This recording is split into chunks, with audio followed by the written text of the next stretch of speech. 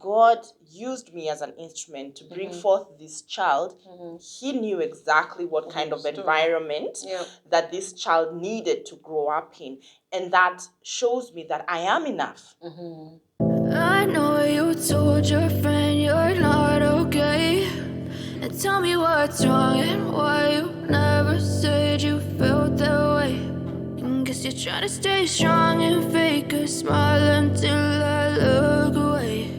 Hi everyone, my name is Kathy. And I'm Koi, and I am every woman. Welcome back, guys. We are back with a topic that is interesting, I think. Today we want to talk about a complete family. Yeah. What is a complete family? Yeah. Is my family complete? How do we define it? Yes. Is it important? Does it matter? So we're going to be talking about this big animal that especially is a problem, I would say, for single parents. Has been a problem for me, if I may admit it. Yeah. Let's slay this beast. Yeah. Of course, growing up, we are taught that there's the nuclear family, right? Yes. Mother, father, and the children. Yeah. Yes. So what happens then when that family unit in that context is broken? You know, and we've shared our stories here very freely. You know, it could be through divorce, it could be death, it could be anything, right? So a lot of women, a lot of single parents, I would say, I think don't see their family units as complete. Yes. Once one parent is no longer there. In the picture, yeah. Yeah. And even present your family, your new family, as not complete. You said you've gone through it. Yeah.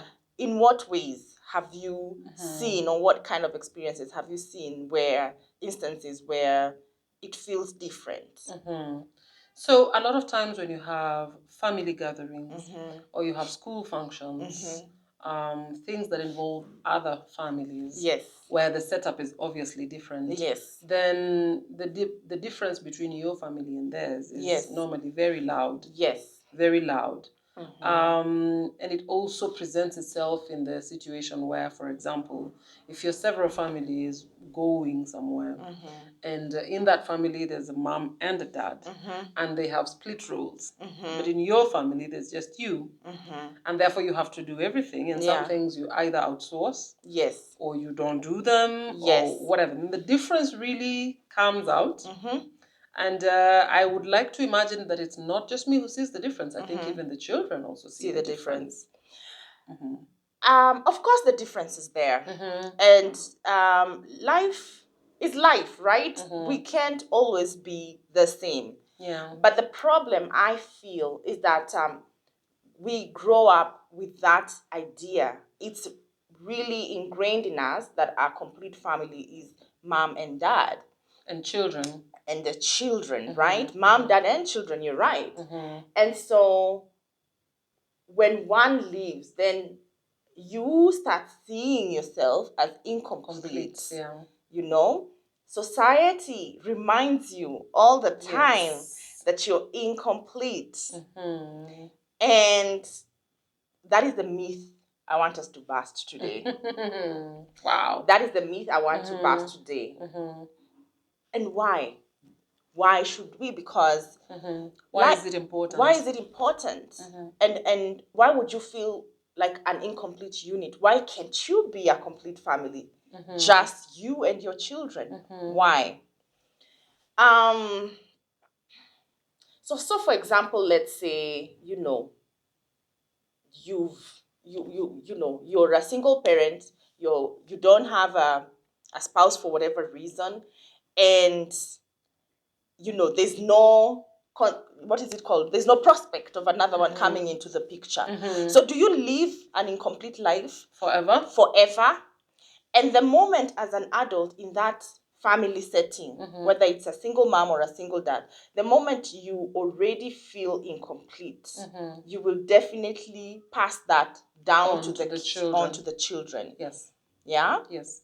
So why is it important that we need to fast tell people and just speak about that a family unit is complete with or without that second parent. Mm-hmm.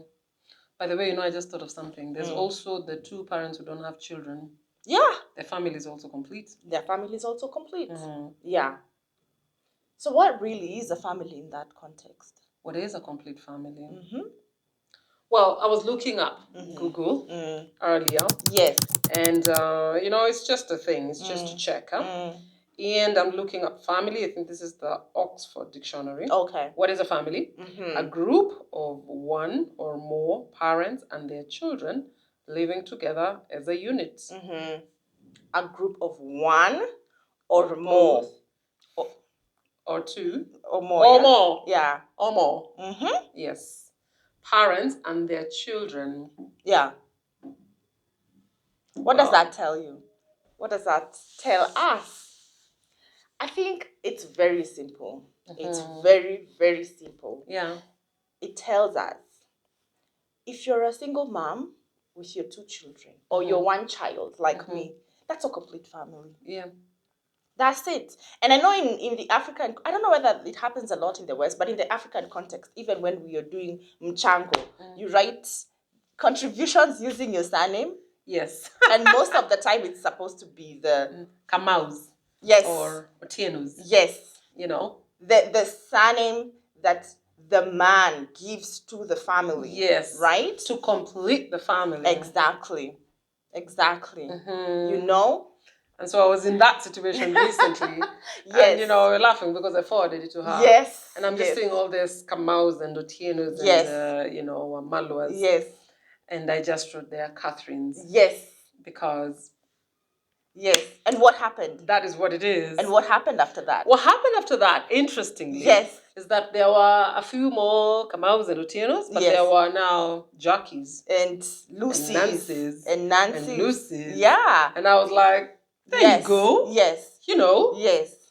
I think we need to demystify this. We do. And the moment you own it, the moment you own it, then you're able to vocalize it even to your children. And why do I think this is important? One, because I truly believe that people treat you the way you teach them to treat you. That's true. So if you don't see yourself as a complete unit, they will amplify that over and over. The moment you see yourself as complete, that shifts completely. And even like an example that you used in that group, you can see you already started giving other ladies who didn't see that a voice of seeing that there's nothing wrong with their family unit without a masculine surname. And if you don't even need to use a surname anyway. Yeah. I think there's a lot of things to demystify. It makes me remember of a certain kids show, Barney. It's not very popular now. It was a few years back. Yeah. And there was one particular show where there's this child who is an only child of a single mom, I think. And then she's looking through the window and is seeing another family on the other side with like 10 children. And there's so many of them. And she looks at them longingly, thinking they have so much fun. Look at them. There's many of them. They're playing games and blah, blah, blah. Until one time, this child was allowed to go for a sleepover. Okay. And she went for the sleepover and had so much fun. Yeah. But when it came to sleeping time, they also have to share beds. And suddenly she wasn't very keen on that anymore. Yeah. And then when she was going to sleep, there's that one coughing, there's that one saying that, there's that one. And she suddenly didn't like that so much. Yes. And she woke up in the morning and said, I want to go home. Yes. And she went home, and so she was having this conversation with her mom.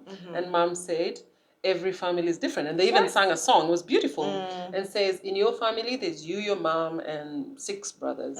In my family, there's me, my mom, and my grandma. Exactly. In another family, there's who and who and who. And then the song ended well and said, my family is just right for me. Oh, you know? Wow. I know. My family I know, I love that. Is just right for me. Exactly. That's so beautiful. Yeah. So I don't think anybody chooses where they're born. I don't even think anybody chooses where they are. Okay, sometimes it is a choice, yes, but sometimes it chooses you. Sometimes it really just chooses you. And so you are where you are. Yeah. And I feel like this topic is mostly for people to accept where they are. Exactly. And not to feel inferior, Yeah. or to have some sort of low self-esteem because they don't look like the majority of other people. Correct. That's not necessary. Just accepting that acceptance, I think is important for the parents specifically, because kids really just mirror what we project. Yes. So it's important, the way you're saying, start with that accepting. This is me, this is where I am, and it's just right for us. And it's fine. I want to throw in something there why also it's important is because, you know, even for example, you know, as a single mom, maybe you're looking to date and eventually maybe remarry, if that is your objective. I think having that acceptance before you even bring someone ensures that you know that your family is complete with or without this person. Yes. And if God blesses you with a person who can join that circle, they're not coming to complete the circle. They're just coming to complement and make it bigger. Yeah. But it's a complete circle to start with. Yeah, I think it's important. And that also gives you that freedom to know that a man is not going to come and save you. They're not coming to save you. They're actually coming to find a complete family, a complete circle. They're not coming to complete anything. It's complete anyway. And vice versa, by the way, even for the lady going into a family where there's a dad and children, you seeing yourself as complete first is a really good foundation for anybody else coming into the circle. Think about it, even for example, like when you're adding a pet into the family.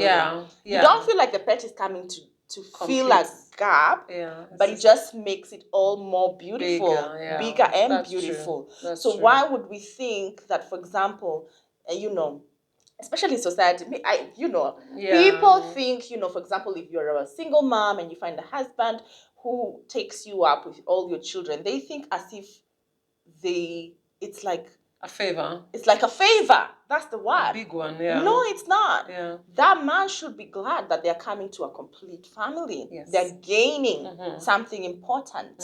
So I think that journey really needs to start with self, the parent. You know, start seeing that. So when we talk about that, then in that case, how do you then communicate to your children about the differences? After you have communicated it to yourself first. So first things first. Yeah. Communicate. You must see it that way. Communicate to yourself. Yes. I believe that even after you've seen it that way, even before you talk to your children, you already acted. The talking to your children is not even necessarily a big issue. You live it. Yeah. They copy, they imitate. Yes, what they see. Live in that energy. Yeah. But in some instances, you would need to talk to them. Because they'll ask. About it. Yeah, because maybe they, from their experiences in school, the way you're saying, where maybe there's Daddy's Day. I'll give you an example. Real life. Yeah. So there's this family that were my neighbors and friends. And their son used to come to ours for a sleepover on Friday because we had activities. And therefore, we worked it out with the lady and her husband that I would take all 3 kids, my 2 and her 1, on Saturday. So I'll take his on Friday, and then I'll take all 3 of mine on Saturday. Okay. And she'll bring them back on Sunday. Yeah. And it was a great arrangement. Yes. The kids loved it. They loved it here. They loved it there. Yeah. My children loved it there because there was a dad.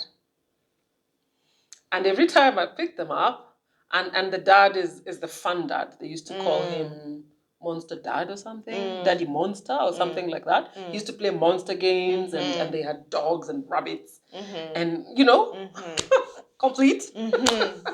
So one time when I was picking them up, and my daughter just boldly says, "Mommy, I want another daddy." And I say, "Where is this coming from?" He says, "You see, you have so much fun. He's so strong. He can lift me up, and I don't know what." Wow. Wow, that's a heavy one. Yeah. So what did you tell her?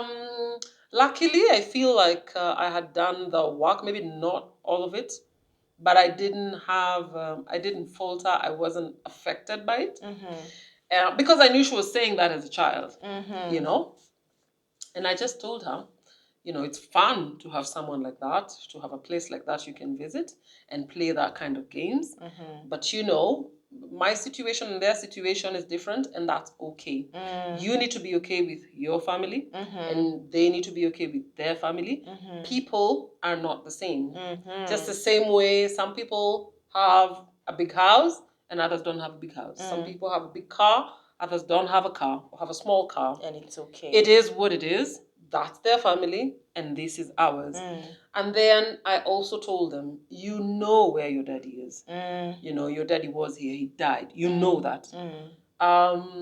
If what you really want in your heart is a daddy,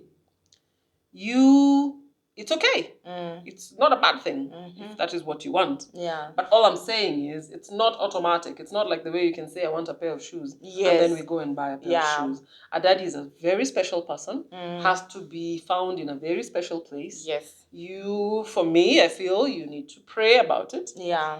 And maybe God will see it fit one day to give you another daddy. But in the meantime, you must be happy with what you have. Yeah. That's what I said at the time. Yeah. And I said, our family is me, you and your brother. Yes. And we are good. Yeah. We have to live that way. We are happy. Yes. There are some people who don't even have their mother. There are some people who don't have their brother. Yeah. They don't have this and they don't have that, and they're not happy. Yeah. And that's not okay. Yeah. Just be happy where you are first. Right. Yeah. Yeah. Yeah. That is it's quite intense. It's quite intense. But I think it's very important that we single parents, fast accept it, so that when you're faced with that similar situation, you're strong enough to vocalize it with a lot of, you don't falter, because kids pick up that. Oh yeah, of course. Energy. You pick up the energy, definitely. And that confidence, just knowing that it's okay, it's okay to want, something like that, because it's also beautiful, but what you have is also beautiful. Yeah. It's its own kind of beautiful. Exactly. And just owning that. And let me just say, it's a journey, it's work in progress, and every day is different. Yeah. Because let me put it this way, for example, recently there was an event where the entire family was planting a flower. Yes. Yeah. Yeah.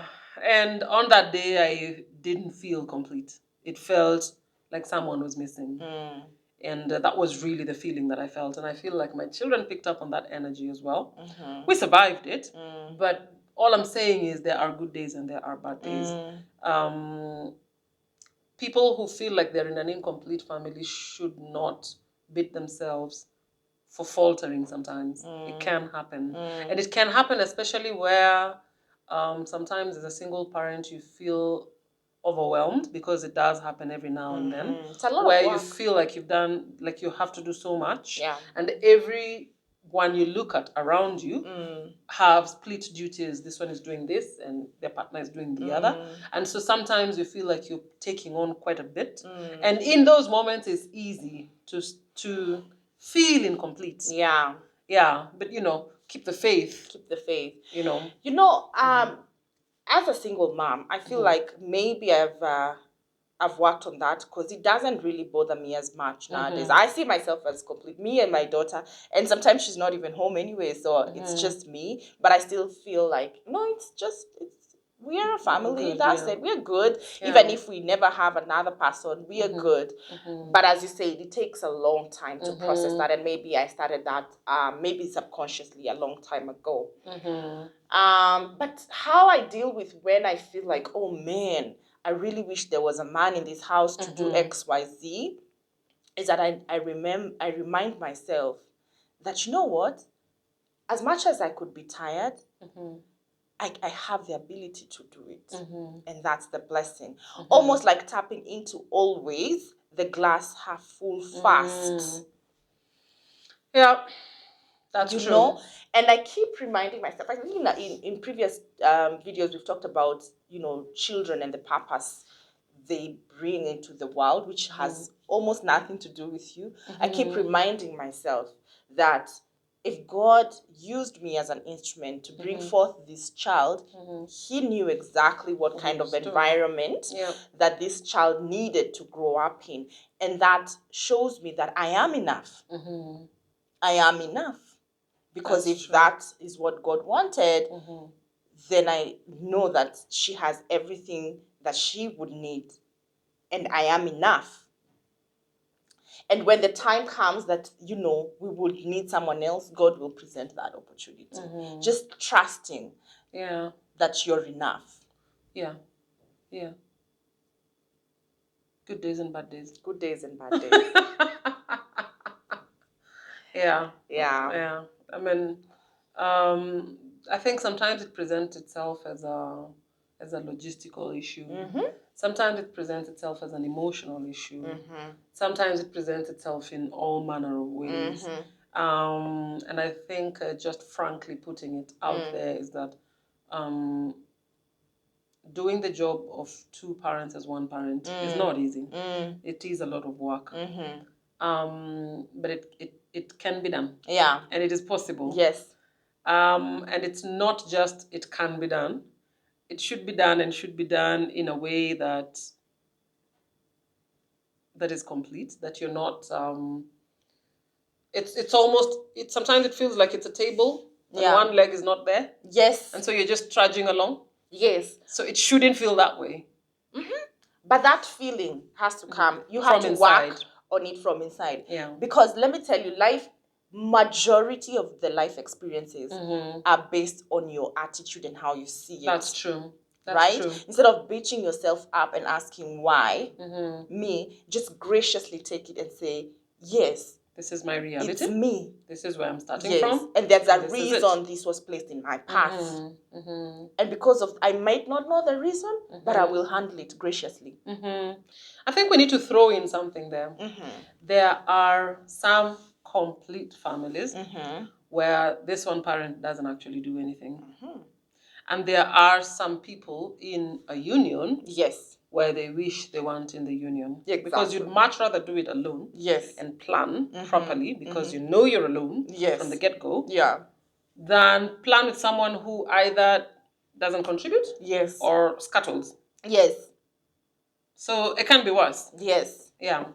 So I agree completely. And it goes back to, it boils down to, again, looking at the glass as half full first before you see the empty side. And again, you teach people how to treat you. It's your responsibility to teach them how to treat you. So if you're in a setting, for example, and you the way you're saying, like, you make a trip and people say, yeah, I'm here with these ones, and they say, but I'm also here with Kathy and her kids. You say, no, you're here with Kathy's family. Teach them. So don't miss that opportunity. That voice is important. Let the children see you vocalize it. And even others, it will take a moment for them, but they'll take a step back and think. And that way, the more you vocalize, the more these people get sensitized, and now they know that they approach you as a complete family. There's nothing you can't do that they can't. You might do it at a slower pace, because maybe there's physical strength needed, like the way your daughter was saying that, he's so strong and lifts her up. Yeah, exactly. But it doesn't mean that you can't have fun. You can have fun in other ways, and it still is That's okay. True. And you're a complete family. Yeah. Yep. Well, guys, it's interesting just walking the journey of being a single parent. There are some things that are quite obvious, others that are not obvious. And if we don't talk about them, then they look as if they are okay. But it's important that we highlight so that we can be able to really see, the single parents for who they really are, the struggles they go through, and just appreciate them in society. So if you have anything more to add on this topic, we'd like to hear from you. As usual, our emails are open. The comment section down below is open. We really love to interact with you, and we really hope that you've enjoyed today's video. Until next time, bye.